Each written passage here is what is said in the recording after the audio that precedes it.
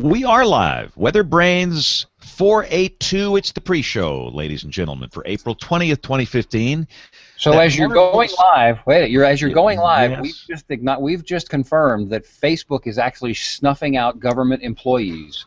Yeah, no, we got some great. See, this is where the good stuff happens. This doesn't get out on the podcast. This is the. I Good thought stuff. we should get that out there because I think that's important. That if Facebook is actually making government employees disappear, I think that's troubling. And their own employees, apparently, the people that don't stay in line. A Facebook employee disappear, not a government employee. No, well, I mean, who cares? You might be next, Rick. Who knows?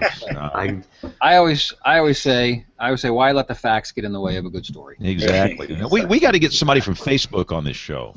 And the topic we're talking about, and by the way, this is where we share boring personal stories and humorous anecdotes and occasional ramblings about social media. So Kevin was talking about how he's heard that some weather service offices are scaling back on the use of Facebook due to the inefficiencies of reaching the masses, and how some posts might show up a day or two later, and this is all time-sensitive information. So, well, I can tell you that we may not be reaching as many people as we potentially could, but any given severe weather event, if we post on there, hey, got any hail pictures or got any cool cloud pictures, 5 minutes, we've got 150 response. I mean, you can get a lot of reports and a lot of information that way. Mm-hmm. But personally, I just don't always. I'm not constantly looking at the reach and how many people this post got virally versus organically, and we just put out information and hopefully people use it. Well, and I feel like this reach argument doesn't hold water anymore. For a while, and James, you were one of the ones saying this. It's like, well, this is where the people are. You got to go where the people are. But if you're gonna forward that argument, then the simple question that arises from that is, then why aren't you on Pinterest? And why aren't you on a couple of other places? Are you posting steadily to Pinterest? No. Okay, but see, that's my point. But I should be. I should be, in my opinion. But why aren't you then? It's my fault. I'm lazy. So how about Snapchat? I am on Snapchat. And do you post there regularly? Not on a regular basis. I mean, here's the. And what about WhatsApp?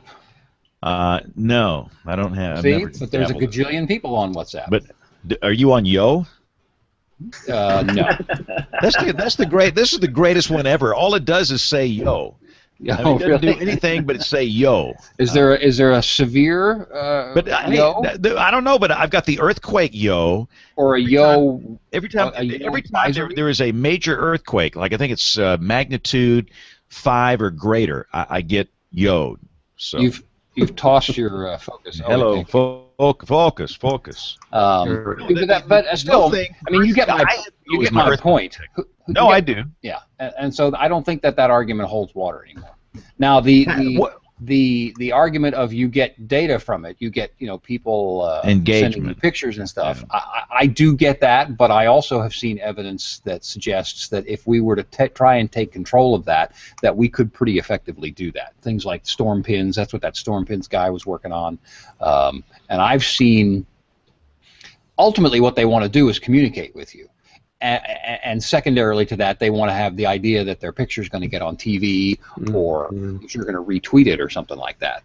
And so, and we saw this the first time we beta tested the storm pins one, is people flocked in because it was a direct connection to the meteorologist, and it was he was promoting it, and it was for the chance for them to be on TV, and people went crazy over it, and they flew in, and there's a monetization path for that, and a lot of interesting things. So I start to wonder now. As soon as the Weather Service do that, Mike Smith is going to have something to say about it, I'm sure. But it's always got to bring Mike Smith into this. Well, because you'll be constantly having to update the software and constantly looking at pictures from people, and you don't have time for it. It's very hard, and only a private company can handle that. But anyway, I don't know. I didn't mean to go down this rat hole, but it's. So what's your weekly reach using those metrics, Kevin, on Facebook? I don't go in and look at that stuff. I glance I'm in a kind of an interesting position in that I was able to start a brand new public page from scratch, and kind of experiment with it and play with it, having come to this new station, which is interesting. And then, of course, half of the people came rushing in to my private profile too, because they would search me there, and so there's a bunch of people over there. And so I honestly, the only thing that I observe is that when because I'm trying to do some other things and push us in another direction. But the thing that I observe is that weather information gets the least reach. All right. Well, I'm showing you my metrics. Yeah. Right there. And I don't know. I don't know if this is good or bad. Well, I'm just saying on a post by post basis, I see, as opposed to the aggregate numbers, I see much more engagement and reach when I post, pictures from a school talk where we're doing an experiment or something, or I've done an appearance or something like that. That gets way more engagement on a case-by-case basis than when I post the 7-day or some other piece of information, and it's exponentially higher. Okay, hang on. We got Rick's Oklahoma Weather Service in Norman page. I thought our numbers were okay until I saw 1.2 million there. So. Well, but I understand, Rick. This is a function of active weather. When you've got no weather, the numbers go down. When you've got a lot of weather, they go up. It's just like anything else, and a lot of this is dependent on. And you've got no severe weather out there going on right now. And you can't do anything with this, though. You're not advertising it, you're not monetizing it, and you have no way of knowing how effective it's being. And I don't think it's telling you time either, right? I mean, some of those things could be 6 hours later or a day later or whatever, right? Yeah, there's no, it doesn't know how. Yeah, it's just, if somebody gets a post, if it's a week later and it's a tornado warning, they should never have gotten it. It's exactly right. That's exactly what I'm saying. Where is the metric that's showing you how useful, or on the worst case, how harmful is that? The only thing I know, I'm a chick magnet. Look, 71%. Look, Rick is here and he's going to fix this. Yeah. Hold on, let me see what we've got. Channel 5 News, Dallas, Fort Worth. Rick is going to fix it. Hey guys, how are you? I'm beating up on James and Facebook, Rick. So you have to pick a side coming in. Are you with me or you're with him? I tell you, Kevin, after you took care of Mike Smith, I'm never going to use you again. Well, hey Rick, you got to be on the air at 10, right? Yes. Okay, so there's no 9. There's no 9, not here. No. Okay. See, Kevin's got a 9, which is funky. I think Mike Smith had something to do with that too.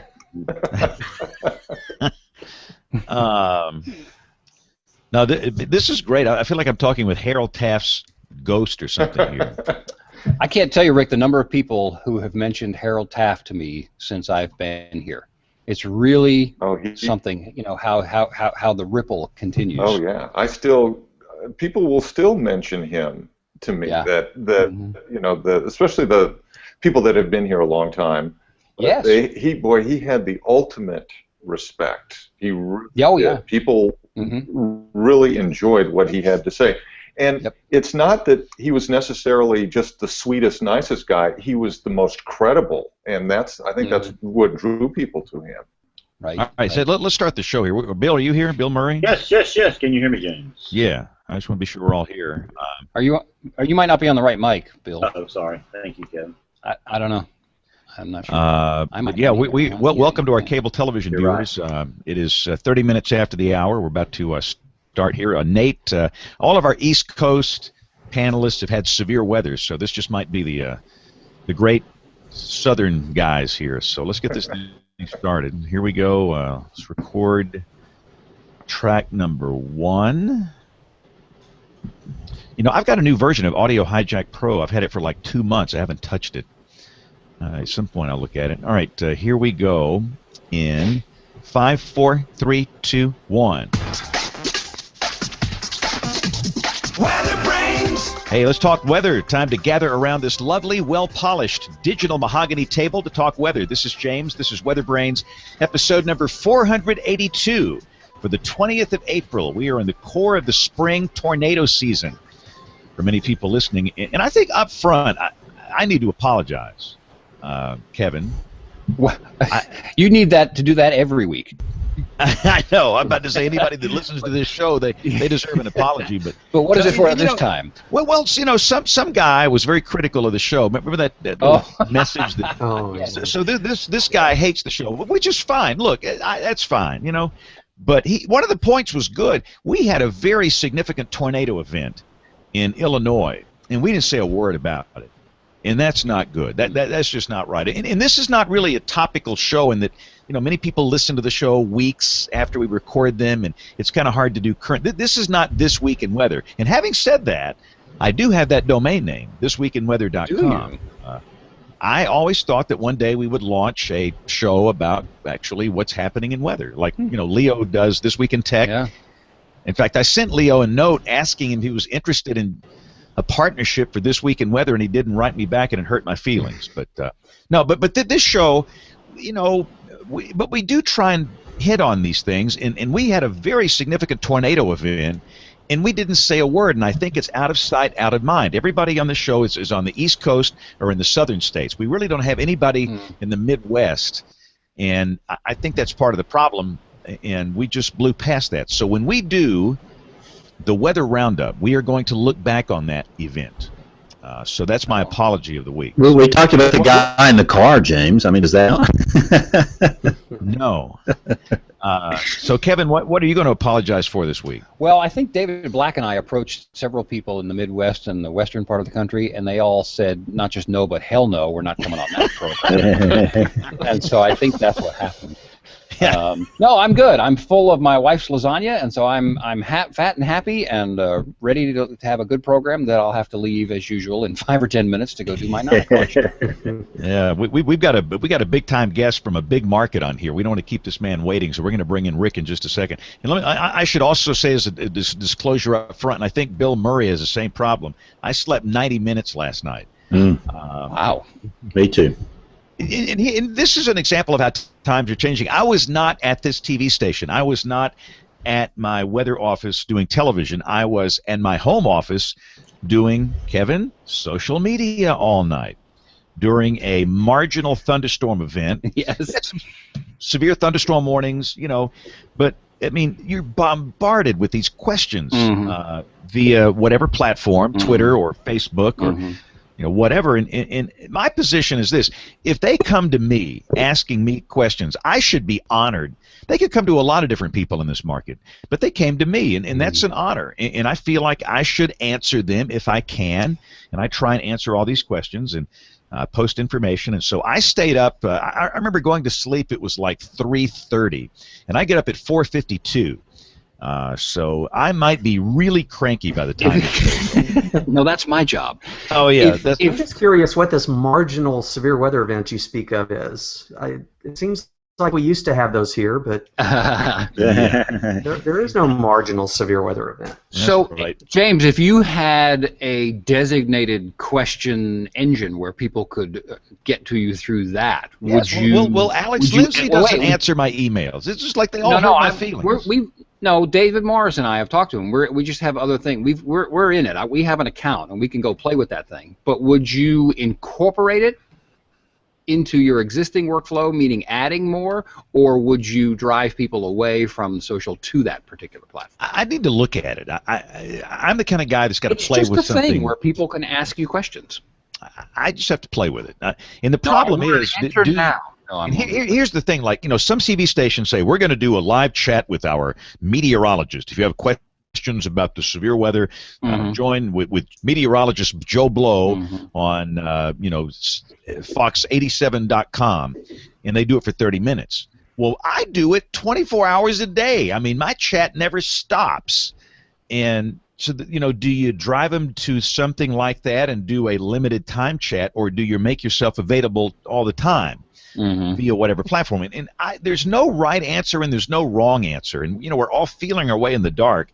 But the other problem we have is that we have the same number of people, the same number of hours in a day to sleep, and we're going to kill ourselves. I mean, I'm like some old guy. I mean, I'm going to drop dead here on this show one week. Well, and that brings up an interesting question, because you and I have known each other for a long time, and you were my mentor back in the day, so I have watched and I've paid careful attention, and we've done this show for 10 years, and coming to it, as we were talking before the show started, this has been a really interesting experience and a good one for me in the last couple of months in coming to a market, because in many ways I get to kind of blast and start over again, and I get to experiment with things. And one of the observations that I made even before coming here, but I do now, is, and this is one of the side effects of the social media, is that we've all gone on this theory that we need to go off and build our personal brands. And I'm not saying we don't, I'm just tossing this out there. We need to build our personal brands, but then what that did is had the effect of making us, putting us into a position where it was 24/7.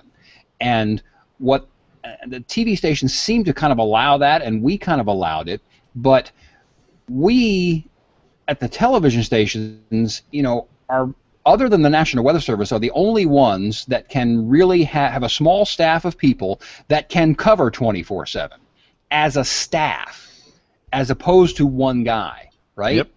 And the Weather Service has got a big enough staff where they staff 24/7. That's what they do. But we were talking about this here, and our weekend guy, Eric, and I were talking, I mean, he would like to have a day off on his days off, and so he puts stuff on his public Facebook page and he puts stuff on Twitter, but on Mondays and Tuesdays, there are times at which he would like to sort of take a break from that. And because he's essentially a one-man band in those spaces, well, people certainly aren't going to depend on him on those days, or can't because he's maybe not necessarily going to be there, or they're not going to go check his particular page or his feed because he's not there. And I'm starting to wonder if this was a mistake on this personal brand thing. I get the personal brand, but what have we done to ourselves? You just said that you're driving yourself into the ground here. No, you're right, and that's the question. Do you do an individual brand, or do you do it as a station where you've got different people staffing these accounts? And if you do it right, you really don't have a day off, and unless the weather's quiet. And I'm off Saturday and Sunday, and if the weather's quiet, I'm pretty quiet. But listen to that statement. If you do it right, you have to work 24/7? Yeah, if you do it right. But that's not right for me, because that's... Right. It's not right for us, yeah, but it's right for Joe Q Public. And you're lucky in that, I don't mean lucky because you all have worked for it, but you have a little bit of an infrastructure behind you, right? The Bill is running the blog, and Ryan, yes. and yes. JB for so many years, yes. and so on and so forth. And so there was a team, right? Whereas we're stuck with either the team as the television station brand or doing it individually. And I was fascinated. I was actually down near Rick in Dallas on Saturday when the heavy rain came through, because I had to run down there for a couple hours. But I felt really bad because we had a couple of thunderstorms up here, and people were sending in these fantastic pictures. I think I retweeted a bunch of them, but there was just this storm structure around Wichita Falls that was just fascinating. It was absolutely fascinating. And I got dozens and dozens of pictures on the Facebook feed, but I couldn't deal with them at that point in time. I didn't get to most of them until Sunday. But here we've set up an infrastructure where people are sending me this stuff, which I appreciate, and I'm going to repackage and use in some way, shape, or form, but the immediacy was not there, unless I pull over every 5 minutes along the side of Highway 287 and respond to these Welcome things. to my world. Yeah. Well, this is what I'm saying. But see, because people send me notes. A lot of times they send me notes at, what time is it? I get questions about, because they know my history with you, and they say, well, what is James doing? Because there's a certain level that you have set, a certain bar that you have set, that is not realistic for a lot of people, and sometimes they're frustrated by that. I agree, and we're gonna talk about this, but we got to move on here because we never introduced Rick. I'm sorry. No, we got a big shot here. I mean, this man he's been in the green room. He's been in the WeatherBrains green room for an hour, with the grapes and the green only M&Ms. This will teach you to come to me first in the program. Don't do that anymore. But let me just say, our East Coast folks are out due to severe weather. That's Dr. John Scala, Aubrey Urbanowitz, Nate Johnson. They've got severe weather issues, so it's kind of the southern group here. Rick Smith is the WCM at the National Weather Service in Norman. Rick, welcome. Glad to be here. Glad to have the other Rick here this evening, too. Hope it doesn't get too confusing. I'm just going to not talk unless you say. No, I like it. And obviously, Rick and Rick worked together in Oklahoma City before Rick made the move to Dallas-Fort Worth. But Bill Murray is the guest booking officer, and Bill is dressed so nicely for the show tonight. It's a very nice look, Bill. Yeah, thank you, James. I came in on 2 wheels from Dallas tonight, and I'm in Ardmore, Oklahoma. So I'm freezing after a good dinner and too many Diet Cokes, but I'm doing well. So anyway, Kevin, I'm going to be in your neck of the woods Thursday night. We need to have dinner. Oh, we're going to be in Dallas. What? I give up, Kevin. We're going to be down in Dallas for a couple of days for a reason that I won't disclose. But Kevin is negotiating with Channel 8 to come back to Below. Well, no, I was actually going to swing by Rick's office and see if he had any openings there. Oh. We will create openings for you. Oh, wow! I'll be. Wait, go. I'm going to be there in 2 hours. I'll see you.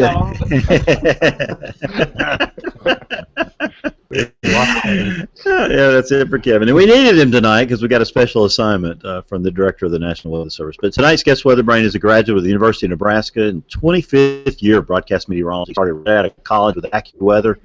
Been doing television in Des Moines before moving on to Oklahoma City, where he would be for 18 years. He spent the last 3 years in Dallas.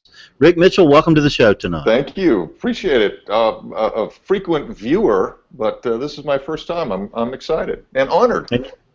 And you still came on, so that's not too bad.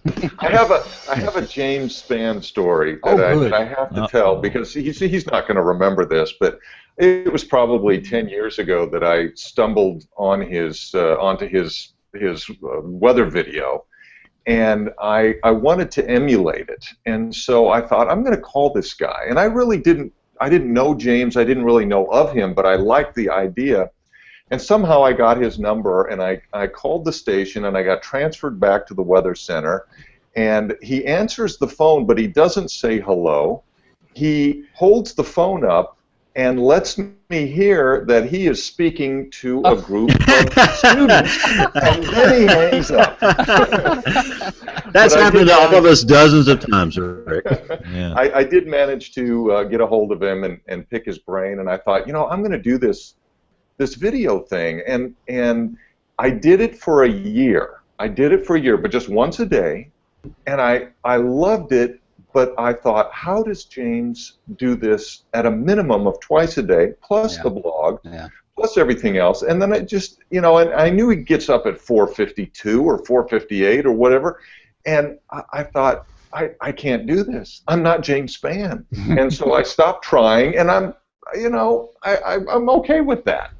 But I respect what he does. No, I remember that conversation. It's probably been about 10 years. And I think it was. Every market is different. Every situation is different. There's no right. There's no wrong. We are all feeling our way in the dark. But anyway, this is back when Rick was at Channel 5 in Oklahoma City, the her station. Now you work for Channel 5 in Dallas, in Fort Worth. Yes. And who owns Channel 5 now? It's NBC. Okay. NBC and O&O. Okay. Yeah. And Kevin, when do you start at Channel 5 now? Is that next week? Or, in about an hour and 50 minutes. I'm sorry, Bill. Go ahead.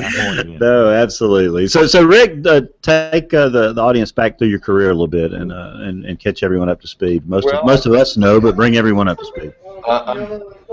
I'm just a weather nut by heart. Growing up in Omaha, Nebraska, went to the University of Nebraska, and upon graduating, ended up at AccuWeather, and really spent 3 years there learning from a group of tough meteorologists. You had to learn how to debate at AccuWeather, and there would be scuffles from time to time, and I kind of honed my radio chops, and then eventually decided that maybe there was a little bit more than AccuWeather, and I thought I would try television, and I was very fortunate to get a job in Ames, Iowa. We were the ABC affiliate for the Des Moines area, and spent 3 years there, or 4 years there rather, and then after that went to Oklahoma City. Had no idea what I was getting into in Oklahoma City, but it was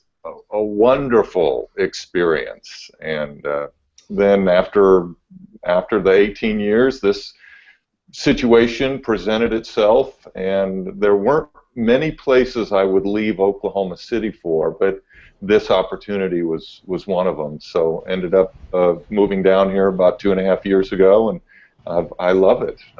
I miss my Oklahoma friends, but I'm really enjoying North Texas. Has it only been 2.5 years, really? Yeah, yeah. Wow. Yeah. But to me, it seems like it's just gone lickety-split.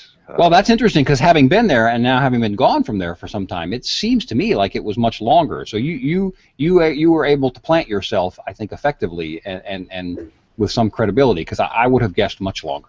Well, and the way the station wanted to go about transitioning from our chief meteorologist, David Finfrock, who still is going to be the chief meteorologist for another 3 years, they brought me in and they said, look, let's have you work with him for 4 or 5 years, and we'll have a nice smooth transition, and it's wonderful. I love it. I tell him, man, stay longer if you want. You know, I'm digging what I do right now. So I had a sense of that transition, because I did that here, and this talks to the market size difference, because you're transitioning over 4 or 5 years, and I transitioned over a month. But the guy that I came in for, Skip McBride, was here for almost 32 years. Oh, yeah. And so you have to have that little overlap. I think that's kind of important. Well, they did the same thing with David and Harold, right? Yeah, well, David was hired right out of Texas A&M by Harold. Right. And at some point, you guys really should have David on, because he's been doing this at the same station for, I believe it'll be 40 years by the time he retires. And he tells just the funniest stories from Harold about the interview. And yes. Really, it was, back then you didn't have a resume reel. You came in, and Harold looked at your paper resume, and made sure you graduated, and reviewed your knowledge of the weather, and then finally, if you made it that far, then you got to go in to the paper maps and do a presentation for him. And David had no idea that he was going to end up getting into television, and Harold hired him and started off as he didn't work. David didn't work for the station. He worked for Harold. Right. So David didn't have any benefits for like the first 7 or 8 years, and eventually they hired a new news director who came in and said, "Okay, now how does this work? We can't have that. You got to work for me." So he became, he worked the morning shift and then took over for Harold in the early '90s. I've heard him tell the chair story. There He knocks the chair over. Is that what you're talking about? Yeah. Tell that story. On his interview, he stood up from the desk while he was doing his presentation, and his leg hit the metal chair, and it tipped it over, and David just kept on going, kept talking, and Harold said, "You got the job because you were so cool under pressure." So I like that. And he's still going almost 40 years later. That's pretty cool, Rick. Yeah. So Rick, share some stories from Oklahoma City. I guess the statute of limitations may not have run out completely yet on that.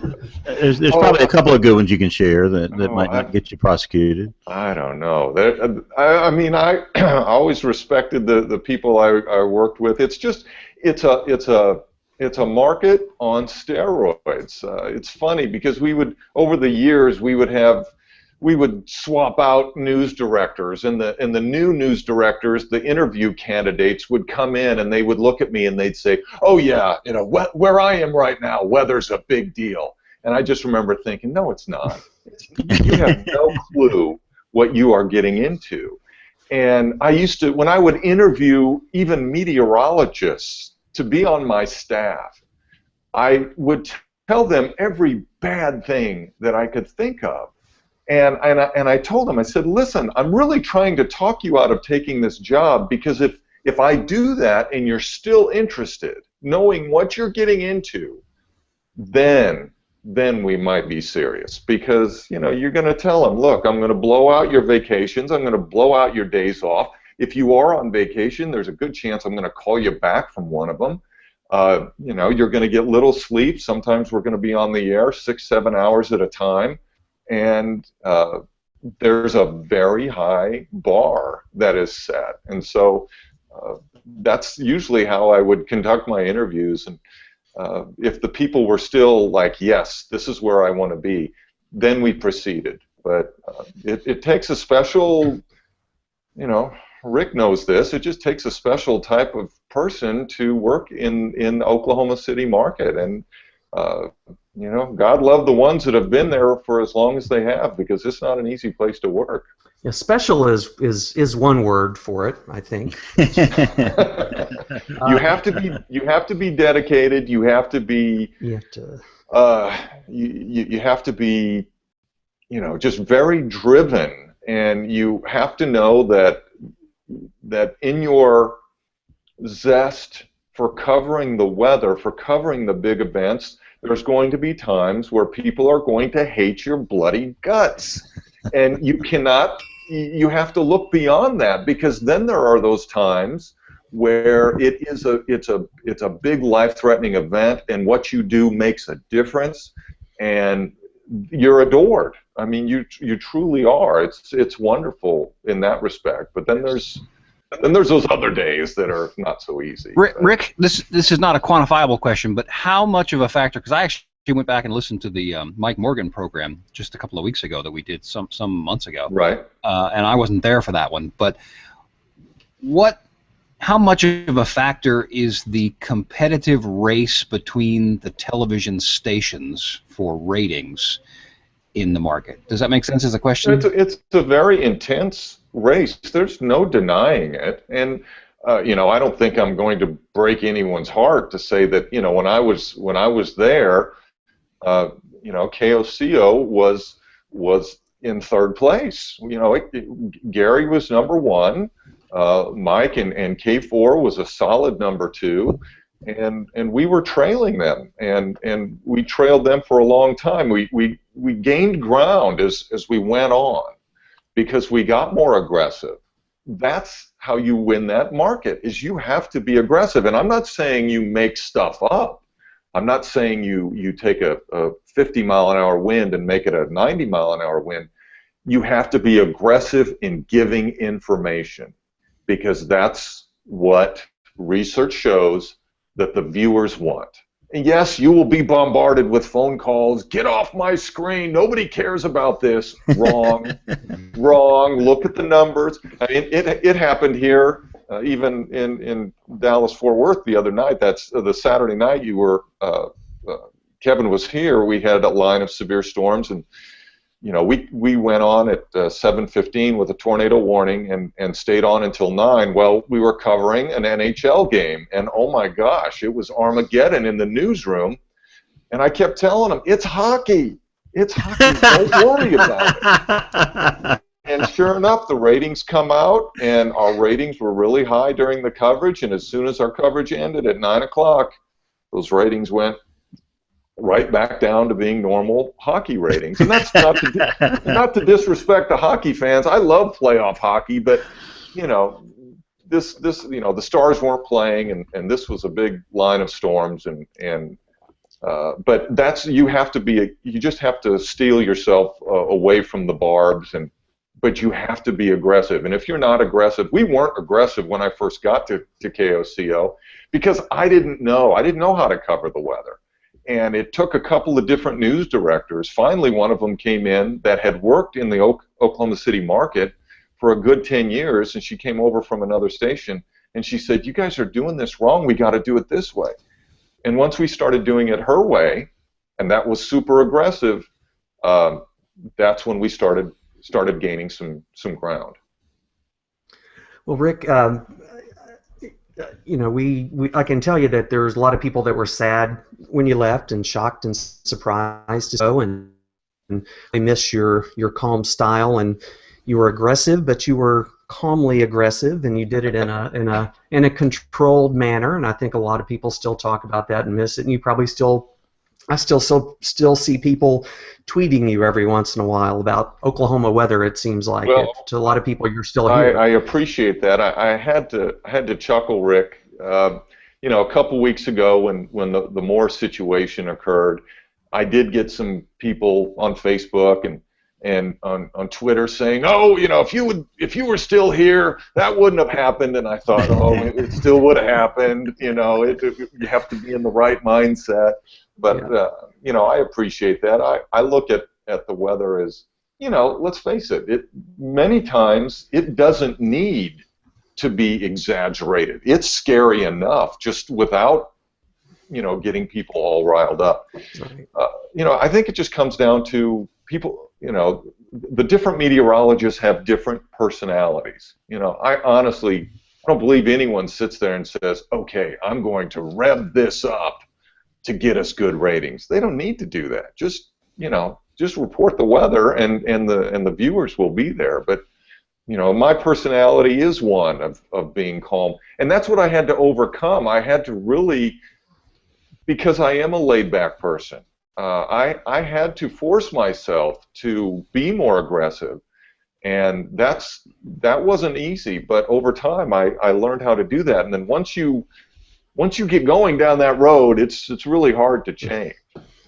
Well, you've been down there. You said 2.5 years. I lived in the Dallas-Fort Worth area for 3 years, and I moved there. I was in Tulsa before that, and I was shocked when I moved there to see the relative, what I perceived as weather just didn't seem to be that big of a deal to the Dallas-Fort Worth TV stations, and I was really shocked by that. And what has it been like for you to move from the most aggressive market in the universe to there? I mean, did you take any of Oklahoma City there with you, or are things changing at all, or how are things? What's the difference? I mean, I know what some of the differences are, but how's that transition been? Here's a quick story for you. I was down here maybe 6 months, and again, like I said, once you turn that aggressive switch on in Oklahoma City, just because I left there, it's hard to turn it off. So the first year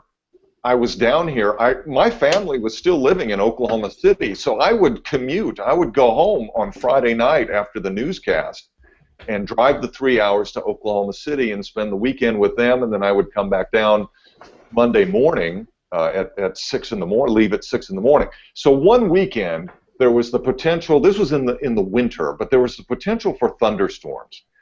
And I talked to David, and I said, David, if you want me to stay here in Dallas this weekend, I will. And he looked at it, and he goes, I think we'll be all right. You go home and you see your family. And so I go home, and sure enough, Saturday night, one of the dogs needed to go outside. So I get up. It's like 3 in the morning, and I thought, you know what? I'm going to look and see. I got out my radar scope. I'm going to see if those storms ever made it into Dallas. Sure enough, there's a line of thunderstorms. A lot of 60-mile-per-hour wind reports. The whole line is warned on. I'm freaking out. I am freaking out. I'm doing Twitter. I'm doing Facebook. I'm thinking, oh my gosh, this is going to be, I am in so much trouble. So the line moves through. No tornadoes, no nothing. So Monday morning, I get back to the station, and I am racked with guilt. And I walk in, and I think to myself, okay, I'm going to do a little survey. So I walked around. I talked to different people in the newsroom. Hey, what'd you think about those storms Saturday night? And I'm getting a lot of people going, huh? What? What? Oh yeah, it did rain Saturday night. Yeah, I remember that. Yeah, there were storms. Did they wake you up? No. I finally found one person that said, oh yeah, my son woke up, was frightened by the lightning and thunder, and I said, well, did you turn your TV on? And he goes, why would I do that? And he held up his phone, and he goes, I looked on my phone, I saw what it was, and I went back to bed. So finally I go into my news director, and I said, Susan, I feel like we missed an opportunity. We should have been doing cut-ins overnight, Saturday night. And she immediately was like, why? What? Was there a tornado? And I said, no, but there were 60-mile-an-hour winds. And she stopped, and she goes, oh, we're not going on for that. And in Oklahoma City, I promise you that as that line of thunderstorms would have moved across Oklahoma City, all the stations would have been at least in live coverage in the studio for that hour that it would have taken to cross the Metroplex. Here, you might get a little thing up in the corner of the screen. It's just not as aggressive. you know, for Saturday when it was my day off, I came in because I felt, you know, it's just going to be a busy day. I didn't want David because David was filling in on Saturday. We had somebody on vacation, so we were working different shifts. So I came in. We had another meteorologist that came in on his own time, and nobody called us. Nobody told us to do it. I'm glad we did because we were on the air solid for you know, about 2 hours. It's just, Rick, nobody wants to lose.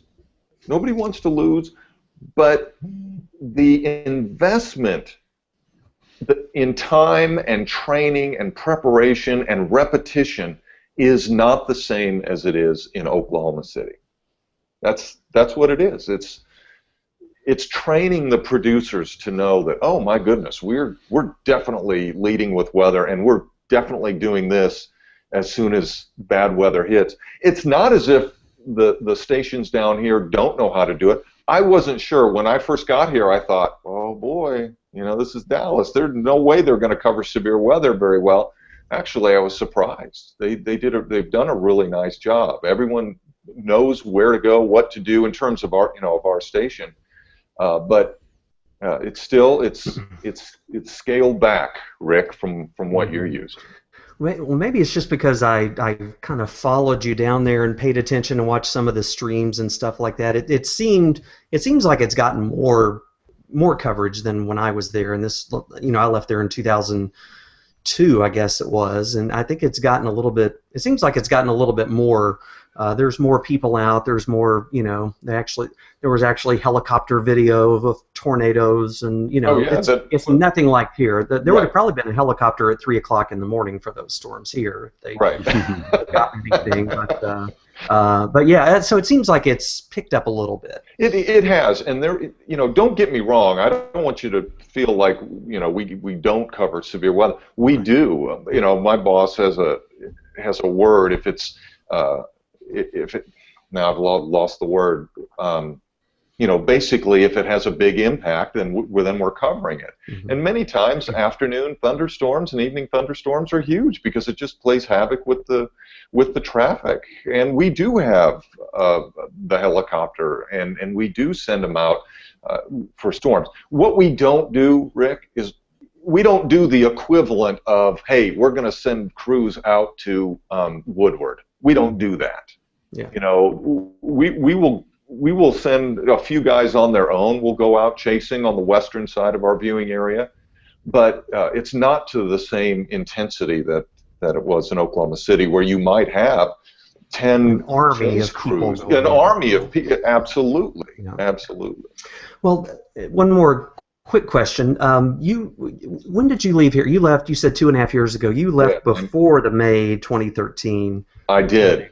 But not long before, I guess. It was August, and when I left, and that day that Moore was hit by the tornado. This is really another example.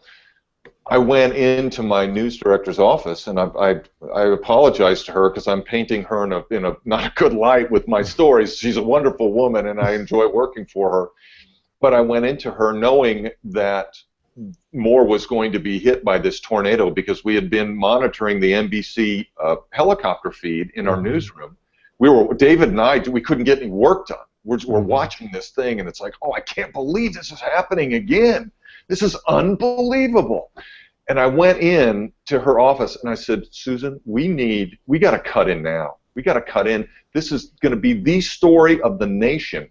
This is hitting a populated area. It's 10 minutes away. And she said, I love your passion, but we're not cutting into Ellen for a tornado in Oklahoma City. And she said, when the 4 o'clock news starts, you can have it all. It'll be your newscast, but I'm not going to do that. And the difference is, the year before, Dallas-Fort Worth had a day where there were tornadoes, and there were the flying trailers. Do you remember that, Rick? Mm-hmm. That was our station that shot that. Mm-hmm. What did we do at KOCO? We broke into programming. I remember that. Gary England at Channel 9, I believe he went wall-to-wall for a while. So we were just cutting into commercials. I think he actually went wall-to-wall. That's the difference. and because we knew in Oklahoma City, we said, you know what? There's a lot of people that have relatives from Oklahoma that are living in the Dallas-Fort Worth area. They're going to want to know about this. It wasn't that way when Moore was getting hit. Now, of course, once the damage was done, we had crews that went up there and spent days in Moore. But it just wasn't something that was they were going to break into Ellen to show. But I know there's that professional side, and you're there, and seeing what's happening. Of course, your family was still here in Edmond, and you were, I mean, that had to be. I don't know. I can imagine what that would feel like for me if I had just been in Oklahoma City for so long and left, and then you're seeing this. You had to be just, what was going through your mind as far as. I mean, Damon did an amazing job with his, with his really local, hyper local coverage, and here's the lows, and and that was all great stuff. But what was going through your mind personally as that was happening? I was wishing I was there. That's a time where you're thinking, oh my goodness, I really wish I could be there.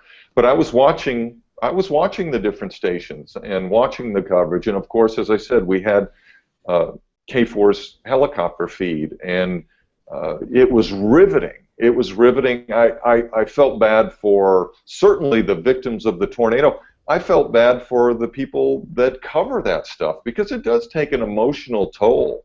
And having done it for so long, it's difficult, and I felt bad for those folks that had to, go report on the school being hit, and I know that I think it was Rick? Do you remember what day did the tornado hit? It was a Monday. Monday? Okay, so I was up there the next. Friday night or Saturday morning. I think I drove up Saturday morning, and just took me forever to get up I-35 because of the looky-loos, and just had a hard time believing that something that big would happen again. But then on the other hand, you start and you think, well, that's kind of Oklahoma. That's what happens. So. It was a time where I wished I was still in Oklahoma City at that point. Yeah. So talk for a moment about this event that's coming up Wednesday, because you're right on the edge of 30% probability for Wednesday. Rick, you're right on the edge of it. Yeah. I'm right in the middle of it here in Ardmore. Kevin's of course right off the edge of it. Talk about the event that's coming up, and are you already hitting that in your broadcasts heavily now for Wednesday? Yeah, I just right before we started tonight, our executive producer for the 10 o'clock show said, so is this a higher risk than what we've seen before this year? And I said, yeah, I think it has that potential. It's a little too early to start just willy-nilly throwing the T word around, but I did mention it that this will have potential for tornadoes, and that it's a week that we really have to stay weather aware, and not only Wednesday, but Thursday, Friday, looking fairly interesting as well. I think it was. I liked what we had on Saturday, because I think that woke people up. It's been a fairly quiet spring, and not that Saturday was anything to end the world, but it was severe, and we had a little damage here and there, and tornado, at least one tornado warning. So yes, we've been. I hit that pretty hard, that this week might be a little busier than previous weeks, and we're getting to the heart of our tornado season, and again, from a standpoint of practice, that's why I enjoyed Saturday night from the station standpoint, because it kind of knocks the rust off of our coverage, and we will be ready for this week. Hey, Rick, let me ask you a question. So a severe storm is coming through Tarrant County or Dallas County. Yeah. Tornado warning. You're on the air. Yes. What happens if you get a tornado warning for Van Zant or Kaufman, rural counties? Yeah. Do you do long form coverage for those? Counties? Yes. Not necessarily. James, it depends. This is what my formula that I would try to use in Oklahoma City. Okay, where's the tornado? And maybe even more importantly, where do we have pictures of it? If we've got it, if we have a chaser that's out there and it's on the ground, we just certainly might go wall to wall. But then we have to also take into consideration, okay, what is our programming? Is it hockey, something that I can easily blow out? Or is it a Cowboys game, something that I would probably be a dead man the next day if I blew that out? So to answer your question, chances are if it's Van Zandt County, we would not go wall to wall for that. We certainly would interrupt, show the path, and then resort more on crawls to handle it during programming, and then in the commercials we would cut back in. And if you need to go on the air, do you have an approval process where you have to get a manager or somebody in administration at the station to approve that, or can you go on at your discretion? I pretty much can go on at my discretion. You know, because I'm a laid-back kind of guy, if I'm real serious, you know, if all of a sudden I'm saying we need to go on now, people are gonna know, and they just go. Now, James, again, there have been times where if we have some big event that is on TV on a Sunday, the Golden Globes or something that, you know, there will be conversations about, okay, if we have severe weather, we can't do this unless it's just end of the world type tornado stuff. But anything else beyond that, typical programming, we're going to go. We're going to go. And there's always plenty of people here to. It's never just me by myself. I have executive producers that can give that command to let's go, and they're not going to override me. You know, they're just not. Okay, well, Bill, you pick. I've got about 87 more questions, but Bill, you go ahead. We'll come back around. We've got we sort of got a special assignment tonight, Rick, and that's why we asked you on. And Kevin, I'm glad we've got you here for a minute. So, Dr. Usolini asked a question of the broadcast meteorology group at the National Weather Association about, you know, what we would like to see as a broadcast community in terms of, you know, changes in modeling as, you know, they begin to install these, you know, huge new supercomputers that, you know, are going to upgrade them to, you know, 2.8 petaflops, you know, for the primary and the backup systems. You know, this is incredible power. So, you know, Dr. Usolini posed a couple of important questions, and I'll ask these to James and Kevin and Rick, and use Rick Smith sort of as the Weather Service contact here. But, you know, he wanted to know, do we still need regional models like the NAM or the SREF, given that we have, you know, higher resolution global models now available? And I'll ask you first, Kevin. We're still in a live show here, Bill, so I can't say too much. Okay. I appreciate the idea of better modeling. My question to him would be, would it make sense to go before that step and increase either the balloon network, the radiosonde network, or the frequency with which we see those things go up? And they've started again, so I'll have to hang up and listen.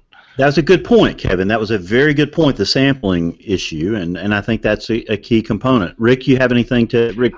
You know, Rick and Dallas, you have anything to add to that? I have to agree with Kevin, because I had thought about the questions that you and I talked about the other night when we were testing this shot, and my thinking was the same way. Is kind of improve what we have, improve the radiosonde network. Is there a way to perhaps find a way to even launch some of the balloons in the Pacific as the storms are coming in to get a better sampling? You know, to me, I'm at the age where I look at the model data, and sometimes I think it confuses me more than it helps me.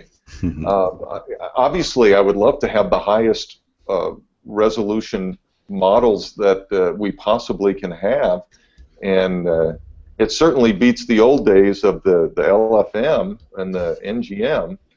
So I kind of look at it from the point of, you know, they're pretty good right now, but if somebody wants to make them better, you know, I'm all for that. I'm sure it comes at a cost, but I would say if we could make what we have better with additional or even more frequent balloon launches, you know, I would be up for that. But of course, everything has a price tag, and we just can't snap our fingers and make it happen. Who's the goober guy behind you back there that photobombs you? He walked, looked like he had a foot on his shirt or something. Wow. It's my fan club. Yeah, your fanboys. No, what Kevin said is true. Here we are. What year is this? 2015. Are we doing balloon launches the same way that they were done in 1965? Have we not been able to do something better or figure out a better way of finding a way to observe the upper atmosphere in real time? We've got to work on that. To me, that's the biggest limiting factor. We're still launching balloons twice a day, at sunrise and sunset, and I think that's a big deal. But if you're making a grocery list, a shopping list here, I would love for the 4-kilometer NAM to be run to 84 hours instead of 60. I would love for the HRRR, and that's a 3-kilometer grid resolution, to be run to 48 hours instead of 15. Those are my big items. The 4-kilometer NAM is very important to me, and it runs to 60 hours, and that's great. But if I could get that up to 84, that would be a huge help. And I think there's skill, and there would be that information would be very useful to me. The GFS is at 13 kilometers. That's an upgrade. I think it's doing great. I don't know how you guys feel about it, but in my market, it's verified very well. So I'm pretty happy with it. So there you go, Bill Murray. 4-kilometer NAM to 84 hours, and the 3-kilometer HRRR to 48 hours. There you go. That's the wish list. It seems like the consensus is on shorter-term stuff. I mean, this 384 hours, okay, that's fun, but all that's allowing is for Mike Smith to do a 45-day forecast on AccuWeather, which is just clickbait, right? So yeah, absolutely. I was thinking that as well. As once we get past day 5, I mean, I think James is the one that calls it voodoo land. I mean, does anyone really take it seriously beyond that? I mean, maybe if late in the run the European and the GFS are in agreement, you might go, oh, that's kind of interesting that they're both showing the same thing. But I agree. Chop down that and somehow improve the first 60 hours or the first 84. Yeah, it would be interesting to hear from some of the modeling guys who are exponentially smarter than me as to whether or not a better initial grid would enable finer resolution further out.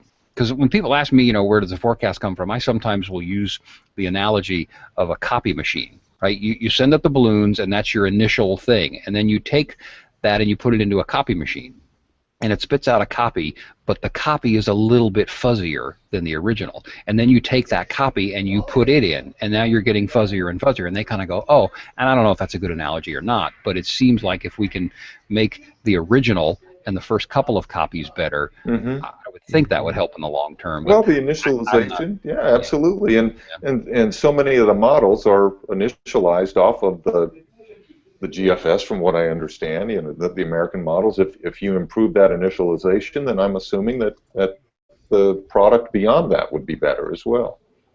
So, Rick Mitchell, here's a question for you, and then I'll ask James and Kevin if they can answer. What about the 06 and the 18Z runs? How important are they to you?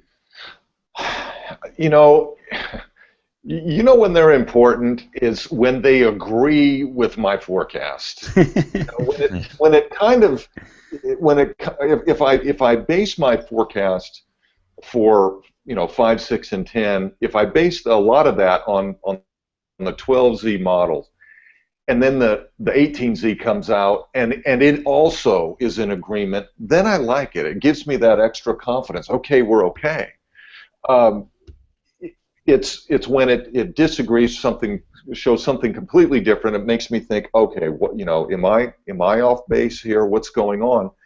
And then I always have to step back and say, okay, well, there's obviously no new balloon data in this. I don't even really know what those are initialized off of. Could we do without them? I imagine we could. I don't religiously look at those. Just because I know that there's not new balloon data. So, Rick Smith, talk about that for a second from an assimilation standpoint. Are we making moves toward improving the assimilation process? And, are those 06 and 18Z model runs initialized from something that you can tell us about? Well, you probably need another more technically savvy expert about some of that, but I like the discussion that y'all are having, and from operational forecasting's perspective, I would agree with all of that. I mean, I think we could, the more information in that shorter term, get the first 60 hours right, and then worry about the rest of it. And it's what goes into the models, and I think several of you mentioned this. It's launching these balloons like we did in the mid 60s, or even beyond that, probably twice a day, 150 miles apart, maybe 3 times a day if there's a big event going on. I mean, I know there's other ways that data gets into the models, but gosh, those soundings.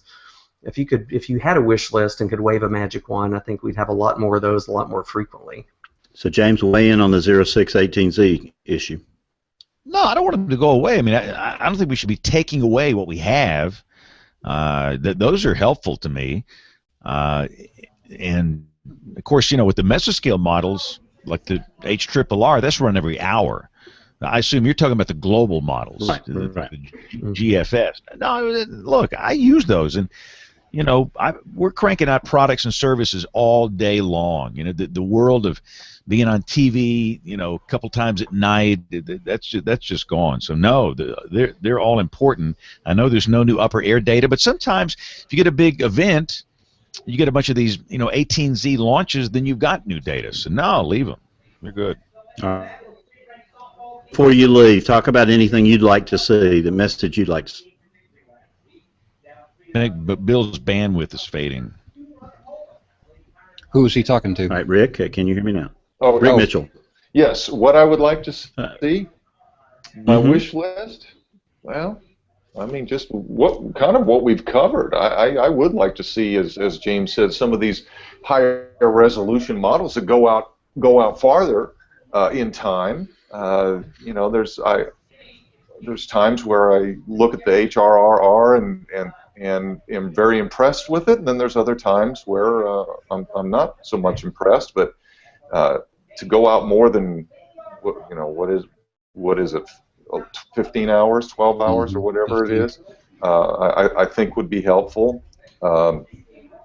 Just any higher resolution model that goes out a little bit farther is a good thing. And, we have. With WSI, we have access to their computer model, and I don't know if Weather Central has their own computer model.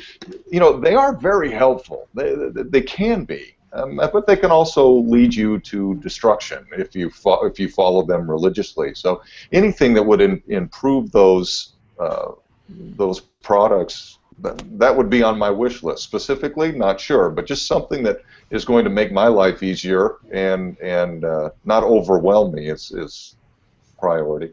So Kevin, any wish list items to pass along? Well, a question is it's based on your question from Mussolini. If he brings up the 6 and 18, that suggests that those are being considered as on the chopping block. Is that, maybe that's too strong, but that's a consideration, obviously. Well, and I think, and what my memory says is that maybe the 06 and the 18Z runs were actually, initially done to help broadcasters. I don't know if that's true or not, but I've heard that very interesting.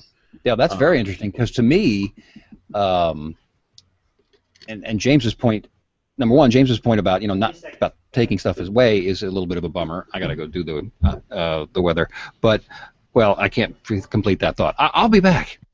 Kevin's kind of a big deal. He has things to do. So James, anything? I don't know for sure. Now go ahead, Rick. Bill, I was just going to say, I don't know. I haven't heard anything that anybody's proposing taking anything away, and I certainly want, don't lose anything we already have. If there's a 6 and 18Z run, certainly, I wouldn't want to see those go away, and I'm not aware of any move for that, and I don't know the basis or the background for the wording of the question or asking the question, but I hope that's not the case. Well, I think that actually may have come from Miles Musio, Rick. So I wouldn't read anything into that. Right. I think Dr. Usolini and INSEP are having a conference in August that may lead to some sort of modernization of the modeling process, because I guess they're tired of being told they're in second or third place. Something that relates to a modernization of the modeling effort, sort of like what we saw with Doppler radars. In the 80s. So, that's. I thought it was interesting that he came back to the broadcast community to ask that question. So, you made an interesting point before I ran away, and I'm sorry about that. Actually, what I would like for him to do is to abolish the anchor and weather people sitting on the set end of the show bump shot where we don't do anything. We have to get up from WeatherBrains and do the end of the show. The comment about that being for the media and the broadcasters was interesting to me, because I mean, we're kind of in a world, and I would love to hear Rick Smith talk on this too, we're in a world where we still have to put out a product at a particular time. And so for me, those interim products are trickling in, and it depends on what time zone you're in and so on and so forth. So yeah, maybe there's a chance to kind of glance at those, but not to fully digest them because of the time cycle, the release of the product cycle that we're on. So I find that actually pretty interesting. So if it's a question of where do resources go, I might default back to, I think, what everybody agreed on. I'll launch a balloon from my house. I mean, I will. I've seen them done. It doesn't take that much, so I'm happy to do that. So yeah, that's interesting. Anything from an educational or a communication, situation with the communities out there, the research communities, the broadcast communities. This is obviously an effort to reach out to us, but. Kevin, Rick, James, you want to weigh in on that in any way? Is there any way INSEP can reach us better, in terms of just communicating and educating and maybe webinaring us to death? I think that would be an interesting agenda, and we can't solve that right here. But Rick Smith and I, we kind of touched on that when I was up there visiting with you all on the workshop that you had about. The communicate. There's a lot of cool stuff that goes on in your building, and you're talking with social people, and I kind of feel like there's this gap where information doesn't jump to the broadcasters, and I think that would be fascinating. I can imagine that every person in the broadcast meteorologist group, that closed group on Facebook, would love to know that the local weather service office or NOAA, whoever it was making some effort to say, on a regular basis, I don't know what it's, a newsletter or what it is, but just to say, here's what we're doing, here's what we learn, especially as you guys are digging so deeply into this social stuff, Rick. Yeah, I could see that being very beneficial at the local level and the national level. I mean, there's a lot of stuff like that going on at the national level. There's a big workshop coming to Norman in mid-May. May 18th, 19th, and 20th. Those dates just still make me very nervous for some reason, but there's going to be a big social science type thing going on, and I certainly plan to share everything I can from that. So yeah, we don't do enough of that, and certainly even all the way up at the INSEP level, I'm sure there's information that could be beneficial that they could share as well on things that they're developing, working on, studying, new things they found out, or whatever. I think that the information is probably there, but you just have to dig for it. I feel like they're the mad scientists, and they're up there, and they're really not approachable.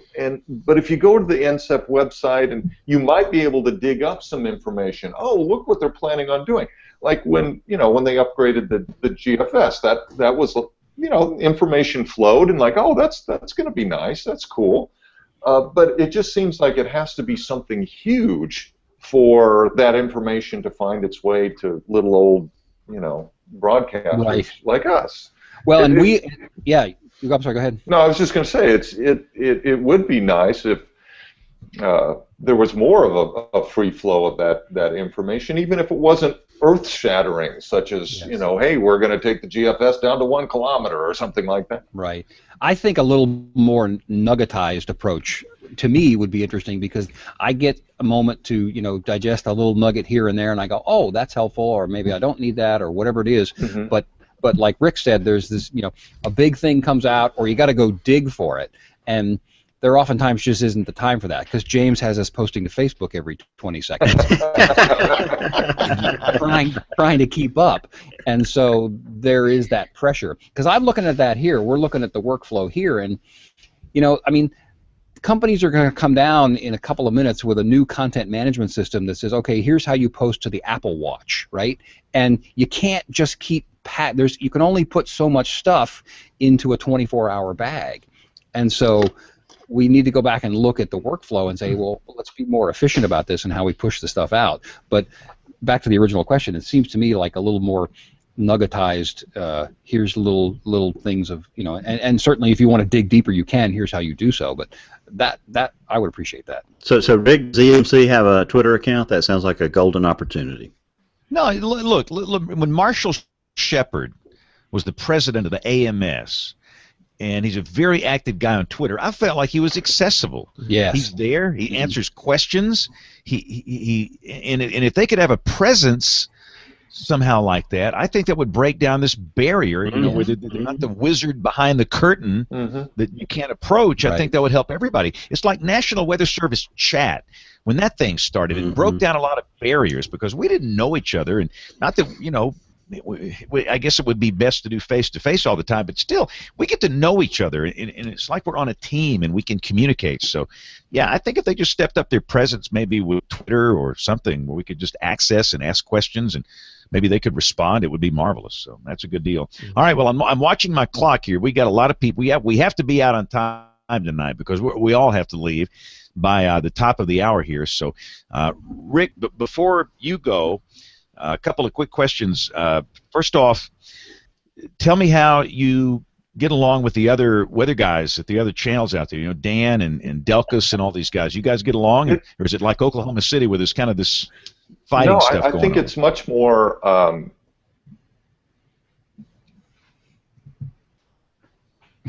Oh, how convenient! Yeah. Pete, somebody pull the plug on him. Yeah. Pete just had his line cut, I think. Am I back? You're back. Yeah, we lost you. Okay. I would say it's very cordial. I went to the Weather Service hosted some education thing that I went to about 3 weeks after I started, and everyone was very friendly. He shook my hand, and we joked. I said, we probably couldn't have done this in Oklahoma City. It just wouldn't. It just is not this way. Now, granted, we're all competitive. We all want to do very well, but I don't have any problem with them. I think it's a little more friendly market because it's not the intensity of Oklahoma City. Do you feel any pressure being in a top 10 market coming from a smaller market to perform? No, because you know what? It may be a smaller market, but it's Oklahoma City, and that carries weight. I feel like that experience, I take a back seat to no one. It'd be like working in Birmingham. I mean, you cover the big stories, the big tornadoes. I've done that several times, and so I was not intimidated at all. Here's a question that. I worked there, during World War II. This was before you were. So I worked at Channel 4 back when it was the CBS channel. This is how far back this goes. Although my weekend guy just retired, Ron Jackson. Yeah. I mean, he's been out there forever, and Clarice is still there. I mean, a lot, Richard Ray, a lot of these people I work with are still there, but it was a very different culture, like you say, and it was like it took an act of Congress to go on television for me. And again, this was a little different back in the 80s, but if we had a tornado warning, it was just like, get me on the air, and you had to go through layer after layer, and it was just not an aggressive, severe weather market. And I don't think it is today, but by today's standards, what can you do to change that? You have to change the culture. That's what was done in Oklahoma City, and I think that's probably not speaking for Gary England, but I think he started that back in the 80s. And you have to change the culture. It's very difficult if your organization is used to Yeah, we want to cover the big tornadoes, but don't bother us with this little stuff. Well, the little stuff leads to the big stuff. You have to change the culture. We did that over time in Oklahoma City. It's not an easy thing to do because you will fight a certain mentality that, you know, there's more to do in Dallas-Fort Worth. People aren't as interested. And yeah, they're not interested until the tornado's bearing down on their house. Then they're big time interested. So to change that culture, James, I'm not sure I have an easy answer other than just saying, you know, we have to be aggressive. We cannot let, you know, those that work at other stations take the lead. And I think it comes down to part of it is, it's what I feel I was hired, when I was hired and brought here, part of that is I have to help change that culture. And what I've done so far is just try to be more aggressive. And I'm fortunate because a lot of people are on board with it. And not always. You know, sometimes I get a little pushback, and you know, the favorite line is, hey, keep being aggressive, but we're not going to do this. That'll change. You know, and part of it too, James, is they look and they say, okay, you weren't here 4 years ago when we had the tornado with the tractor trailers flying through the air, and we captured that on TV and we had it live, and we know how to do this. And I give them credit. Yes, you know how to do it. Do I want it to go to the level of Oklahoma City? No, I really don't, because I don't think it's possible. I don't think it's possible to change the culture that much. But it all has to be about being aggressive. Sometimes to change the culture, you have to have big events, and you know, we just don't seem to necessarily have the events as frequently as Oklahoma City. Well, when I was sitting on the George Bush tonight, getting onto I-35 at 6 o'clock, backed up for about 7 miles, I was thinking, here's a big event waiting to happen, Rick. Oh, absolutely, Bill. Absolutely. You know, it's one of those. It's not if, it's when. You know, our biggest severe weather event in the last 30 years was not a tornado.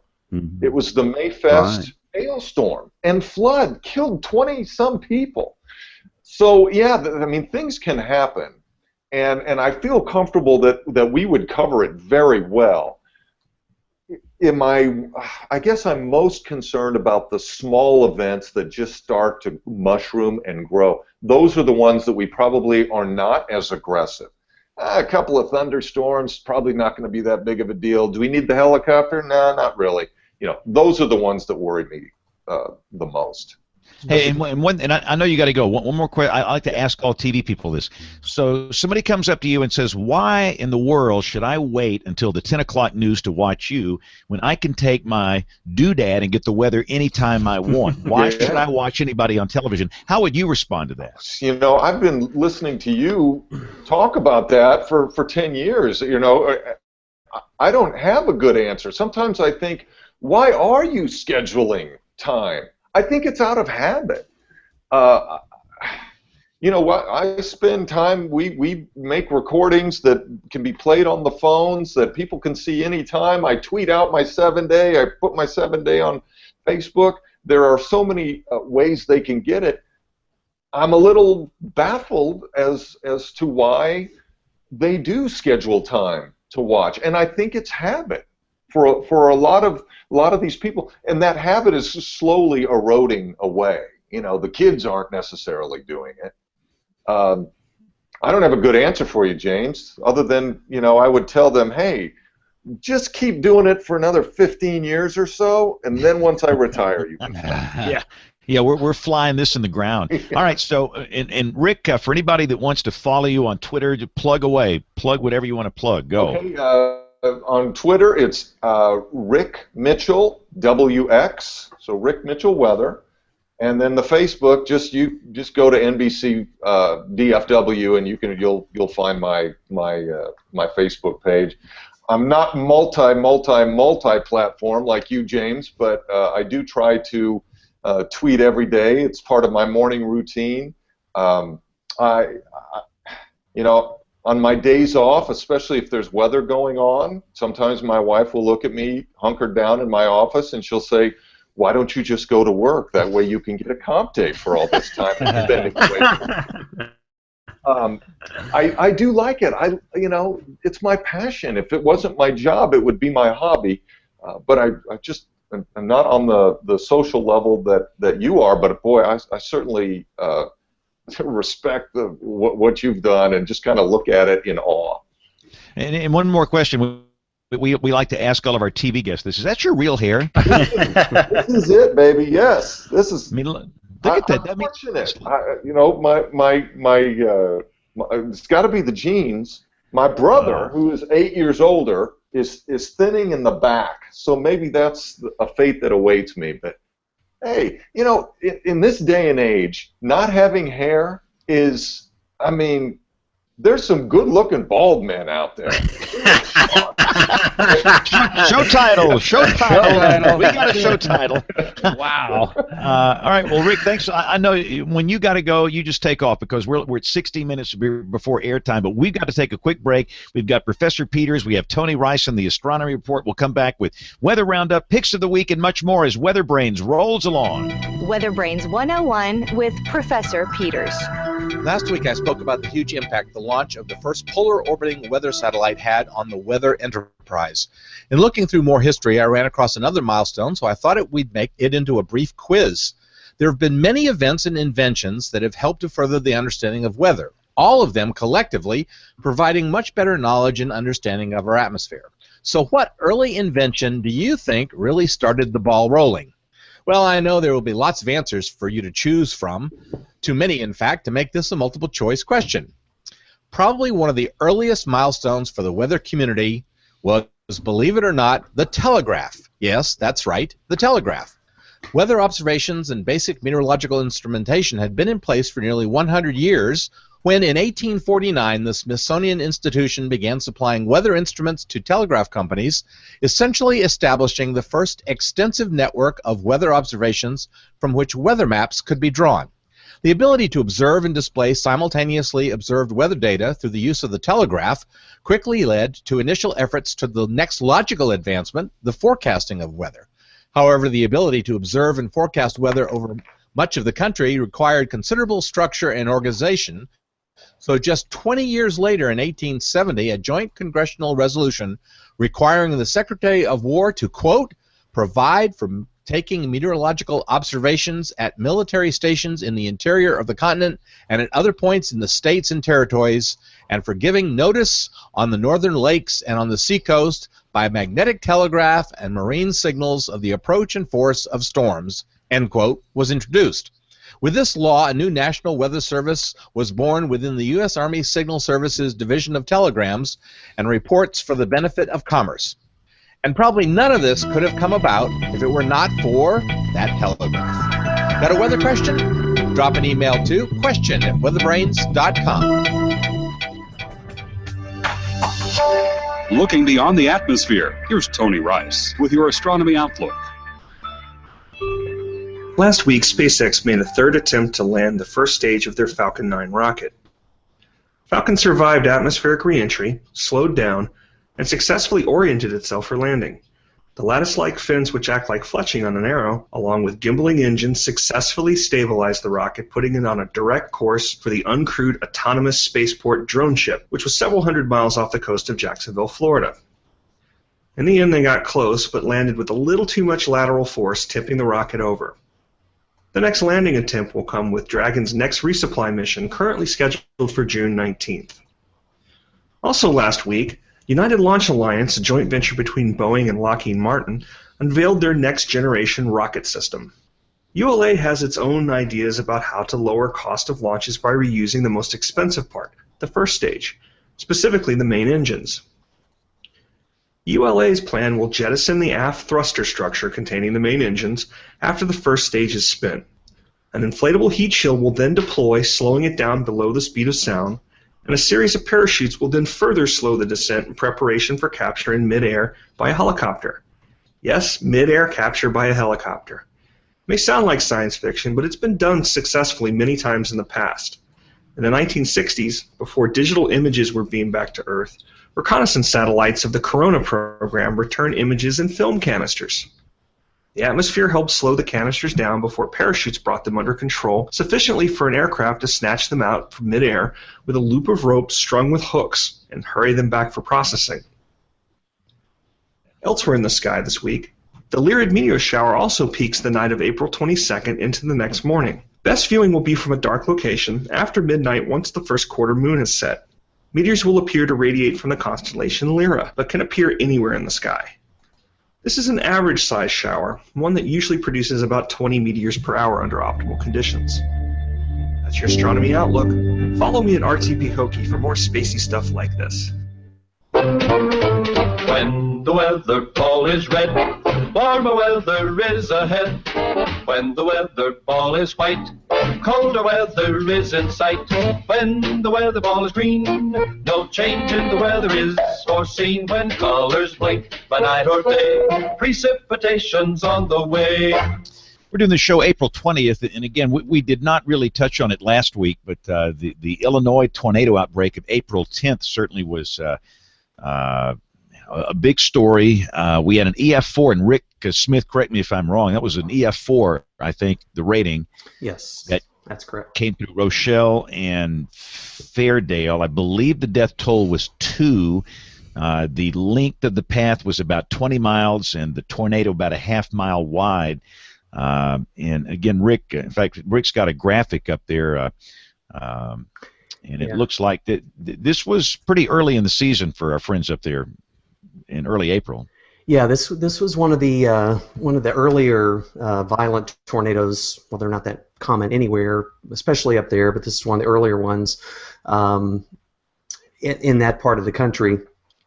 This was let's see, I'm just looking at this is information from the National Weather Service Chicago webpage. This is the first time they had an EF4 or stronger in their county warning area in 25 years. The last one was Plainfield, the infamous Plainfield tornado from August of 1990. Also the strongest tornado on record in those Ogle and DeKalb counties where the EF4 damage was reported. So it was certainly a long track tornado, and Chicago's got a good website put together here with all the information, all the damage survey information, and you can get pretty detailed. Here's their 30-mile path and information.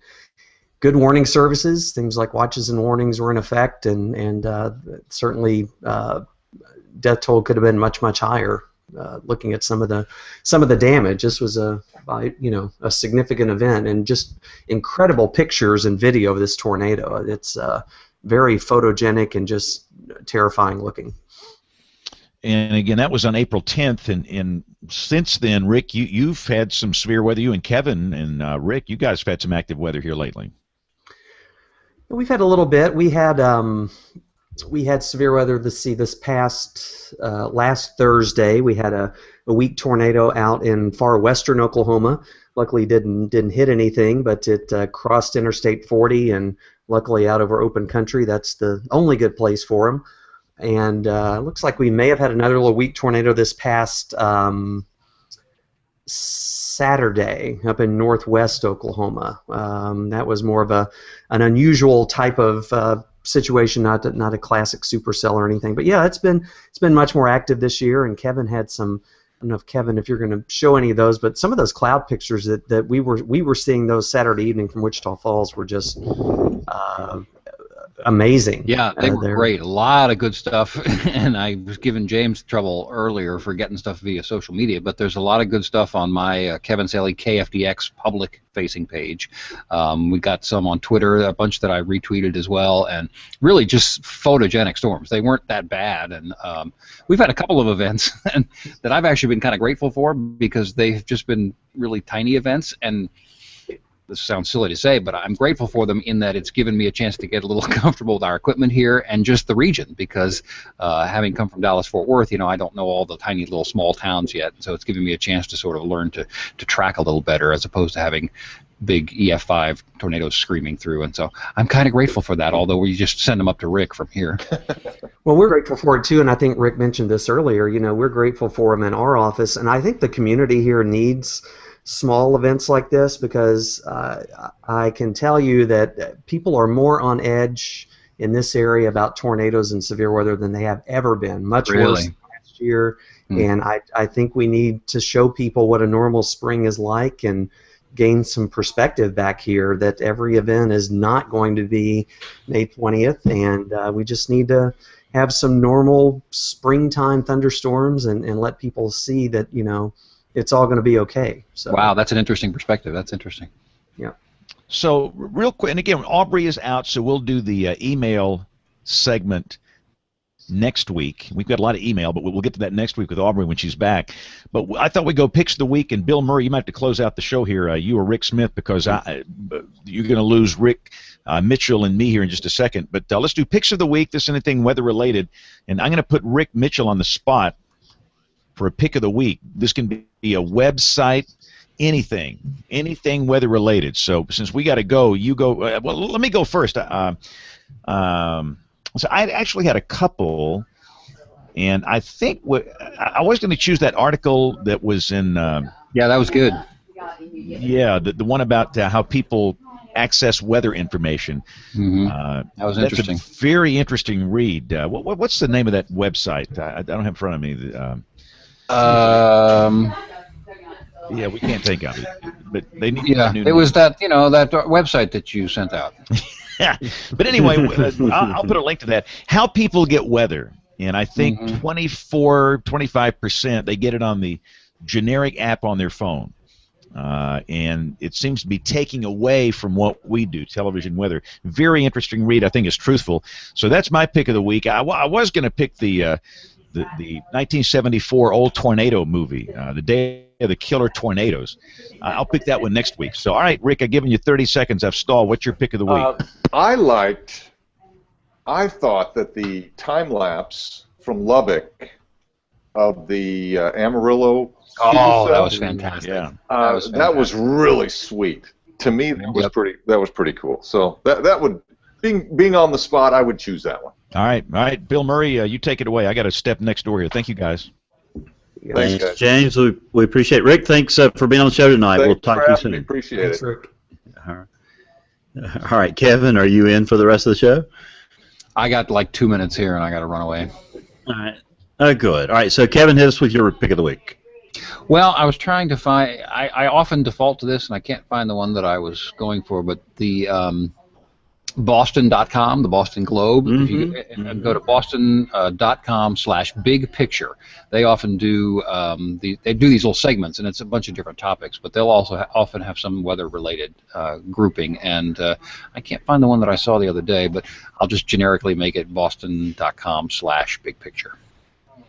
Outstanding. A good pick. There you go. And Rick Smith, what have you got for us this week? My pick of the week is something I'm not sure if it's still being updated, but one of my fellow warning coordination meteorologists started this page, Rusty Capella, and it's this Scary Looking Cloud Club. We frequently refer to SL around here. And there's a whole club, the website, and it's just a repository of shelf cloud pictures, scud pictures, that crazy stuff that happened in Wichita Falls would fit perfectly on there.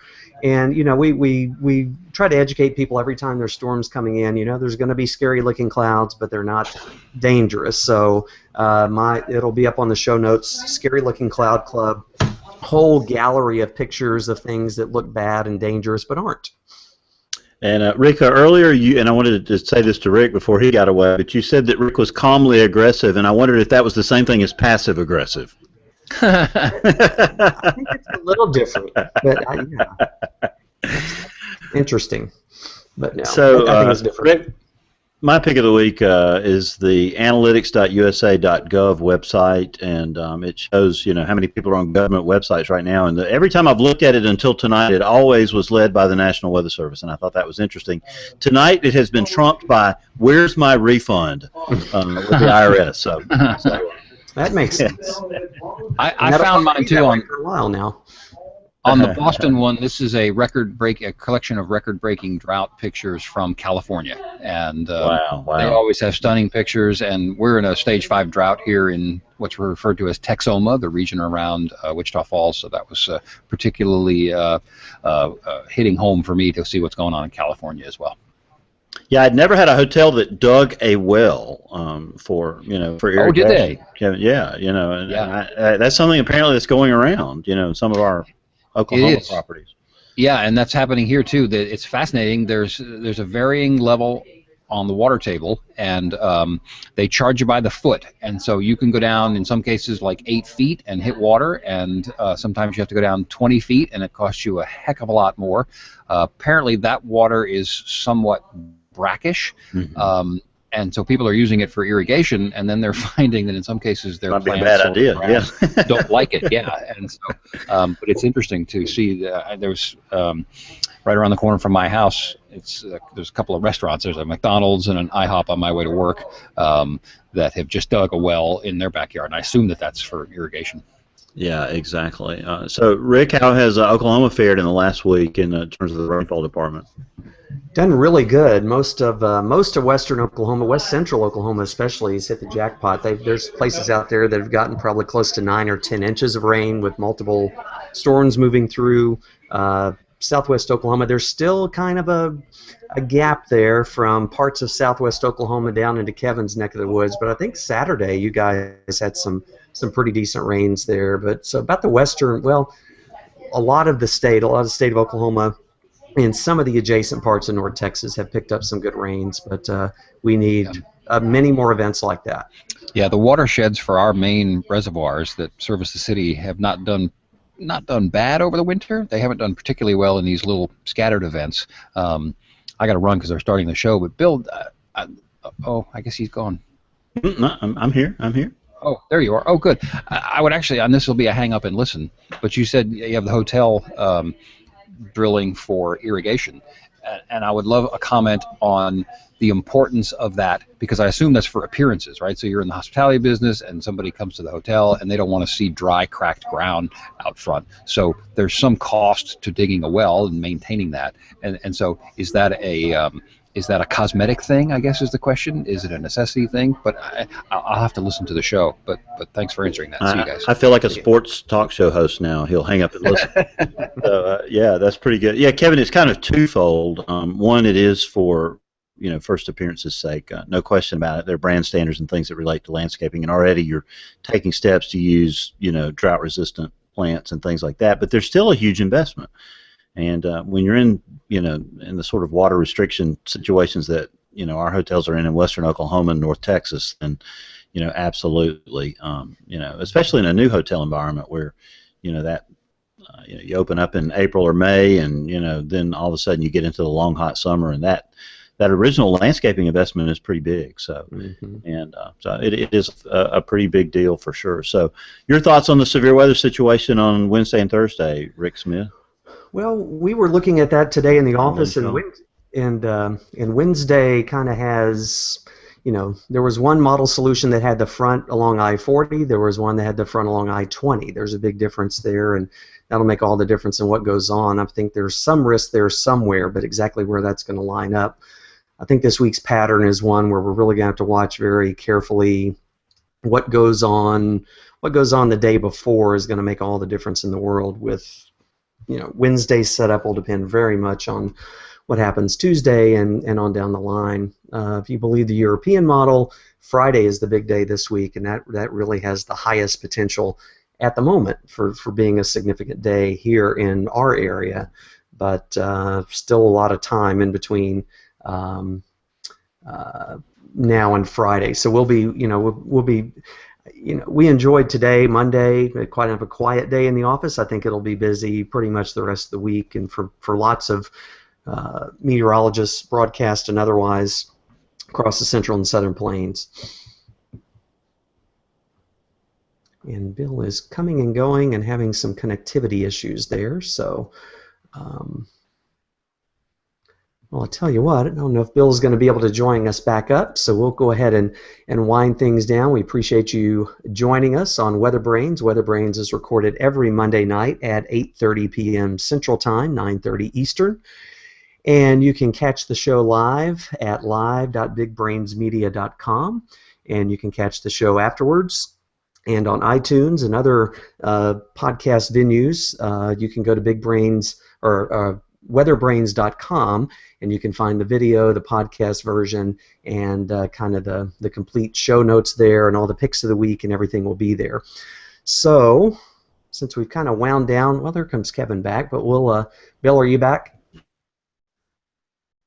Not yet. Okay, well, we will go ahead and wind down. Appreciate everybody joining us, and Kevin, thanks for coming back briefly. I'm winding down, so again, weatherbrains.com. Join us there. Show notes are there, and also send us an email with your guest suggestions, your comments. Fill out a listener survey. Let us know what you like, what you'd like to hear more of, less of, and a lot of the guests. Rick Mitchell was a guest as a Twitter suggestion for a guest this evening, and we need your guest suggestions too.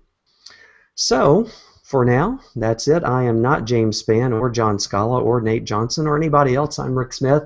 Thank you for joining us on WeatherBrains, and we'll see you next time.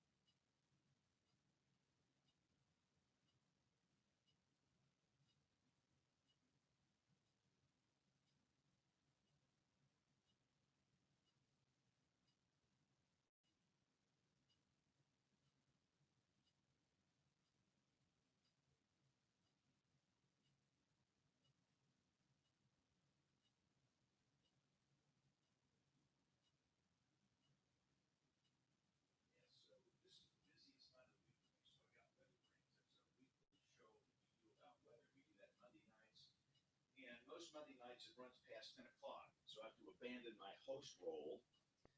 So this is where we do WeatherBrains, and let's see here. Let's see if anybody's still online with us. Yeah, so I got to watch the monitor up there, and it looks like nobody is here. So this is weird. So right now I'm talking to my friends on Periscope, and I'm talking with the WeatherBrains viewers that are watching the WeatherBrains live stream. So the WeatherBrains is over. We're doing Song of the Night on Periscope, all right? So if you're on WeatherBrains, just hit my Twitter feed for the link, and we're doing Girl Band Week. The song will be by a girl band, all female, from the 80s, the 70s, or the 60s. And I'm starting it tonight. Hopefully people will like it. But, hey, a great WeatherBrains tonight. Great having Rick Mitchell of Channel 5 in Dallas with us. Rick is a great guy. And I met Rick, I guess, about 10 years ago when he was with Channel 5 in Oklahoma City. But I thought that was a great show. And again, all of our East Coast participants were out because of active weather. But for those of you on the WeatherBrains side, thank you guys for watching. We'll see you all next week. And join us on Periscope for Song of the Night. We'll see you now. So what we're going to do is